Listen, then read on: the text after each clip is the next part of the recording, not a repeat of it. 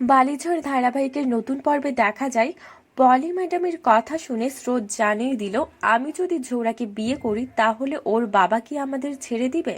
পলি জানিয়ে দিল, আসলে আমি অন্যায় মেনে নিতে পারি না, তাই বলছি তুমি ঝোড়াকে একবার বাইরে আনতে পারলে তুমি সবার আগে ঝোড়াকে সিঁদুর পরিয়ে দিবে, বাকিটা আমি দেখব।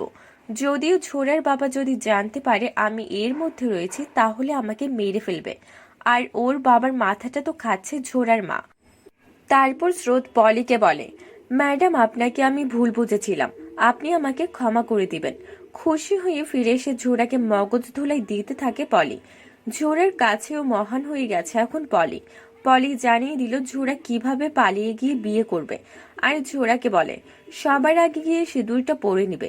ঝোড়া স্রোতকে ফোন করতে চাইলে পলি বলে, হ্যাঁ তুমি ফোন করো, আমি তোমাকে গাড়ি পর্যন্ত পৌঁছে দিব। একবার বিয়েটা হয়ে গেলে সমুদ্রদা আর কিছু করতে পারবে না।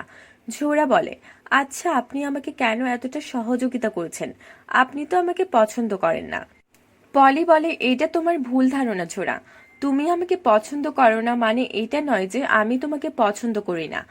এক পর্যায়ে ঝোড়াকে এটাও বলে, তুমি ঠিক সিদ্ধান্ত নিয়েছো, পলিটিক্সে আসাটা তোমার ঠিক হবে না।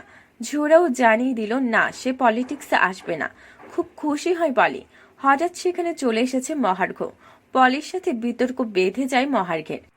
আগামীকাল পলির সাথে শপিং এ যাবে বলে বেরিয়ে পড়লে মহার্ঘকে ঝোড়া বলে, তুমি যখন তখন আমার রুমে আসবে না। মহার্ঘ বলে, এখানে আসতাম না, পলি ম্যাডামের কথা শুনে আসতে হলো। তুমি এমন কিছু করবে না যাতে করে স্যারের ইমেজ নষ্ট হয়ে যায়। অবশ্য সেটা করতে যদি কেউ তোমাকে সহযোগিতা করে তাহলে তাকেও আমি ছাড়বো না। রুম থেকে বেরিয়ে পড়ে মহার্ঘ। ঝোড়া স্রোতকে ফোন করে জানিয়ে দিল সে কখন কোথায় পৌঁছাবে, আর পৌঁছানোর সাথে সাথে যেন তুমি আমাকে সিঁদুর পরিয়ে দিতে পারো সেই ব্যবস্থাও আমি করে রাখবো। তাহলে কি এবার পালিয়ে গিয়ে স্রোতের হাতে সিঁদুর পরতে পারবে ছোড়া, নাকি তাকে আটকে দিবে মহার্ঘ? বন্ধুরা, তোমরা কোনটা চাও? এক্ষুনি একটা লাইক দিয়ে এবং কমেন্ট করে জানিয়ে দাও তোমাদের মতামত। ধন্যবাদ।